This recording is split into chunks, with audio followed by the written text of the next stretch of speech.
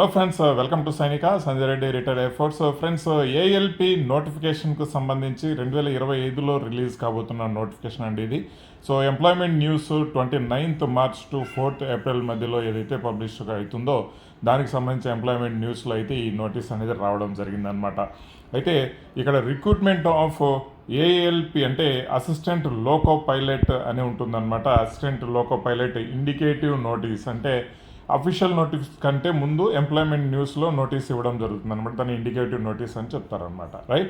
So ఇక్కడ మనం వివరాల్లోకి వస్తే చూడండి, applications are invited to from the candidates eligible for the post of assistant loco pilot, right?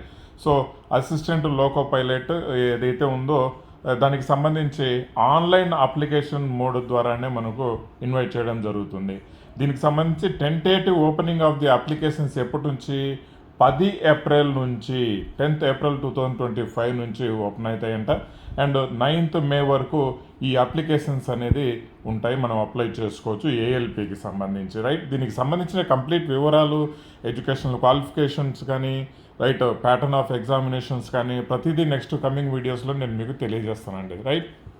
So ఒక 1 week బ్యాక్ ఆల్మోస్ట్ 9,900 పోస్ట్ వేకెన్సీకి సంబంధించి ఒక ఇండెంట్ నోటీస్ అనేది వైరల్ కావడం జరిగింది.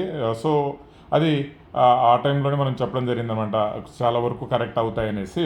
సో ఇక్కడ మనకు 100% కరెక్ట్ చేస్తూ ఎంప్లాయ్మెంట్ నోటీస్ కూడా రావడం జరిగిందనమాట. అయితే ఇక్కడ name of the post assistant loco pilot and pay level వచ్చేసి సెకండ్ గ్రేడ్ పే లెవెల్ అనమాట ఇది, రైట్?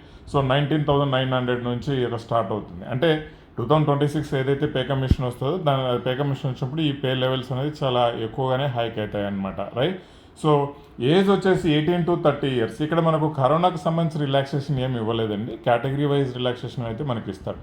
ఇక్కడ వేకెన్సీస్ వచ్చేసి 9,900 డిఫరెంట్ ఆర్ఆర్బీస్కి సంబంధించి. మన సికింద్రాబాద్కి సంబంధించి చూస్తే దాదాపు 969 వేకెన్సీస్ ఉండడం జరిగిందనమాట. అయితే candidates are strongly advised to verify their primary details using Aadhaar during filling of applications. అంటే ఈ అప్లికేషన్ చేసే ప్రొసీజర్లో ఏమేమి కావాలి అంటే నేము, డేట్ ఆఫ్ బర్త్ ఎలా మ్యాచ్ అవ్వాలి, ఆధార్ కార్డు ఎలా ఆ మొబైల్ లింక్ చేసుకోవాలి, ఇవన్నీ చేసుకొని ఉండాలి అని మనకు ముందే ఒక ఇన్స్ట్రక్షన్స్ అనేది ఇవ్వడం జరిగిందనమాట. ఆ ఇన్స్ట్రక్షన్స్ తాలూకే ఇవన్నమాట, రైట్? సో ఇక్కడ the notification is purely indicative. The notification is ఇక్కడ ఇచ్చారు చూడండి, the notification is purely indicative అని, right? So indicative in nature. For full details the applicants are advise to go through the మనకు CN 1 of 2025 అంటే ఈ సంవత్సరంలో వచ్చే మొట్టమొదటి నోటిఫికేషన్ అనమాట ఏఎల్పికి సంబంధించి, అంటే రైల్వేస్కి సంబంధించిన మొదటి నోటిఫికేషన్.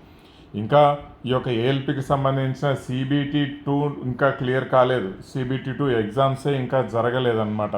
అదే జరగకుండానే మనకు ఈ ఇయర్కు సంబంధించిన సైకిల్కి సంబంధించిన నోటిఫికేషన్ రావడం జరిగింది. అంటే మనకు RPF నోటిఫికేషన్ రావడం జరుగుతుంది, ఆ తర్వాత టెక్నీషియన్స్ నోటిఫికేషన్ రావడం జరుగుతుంది.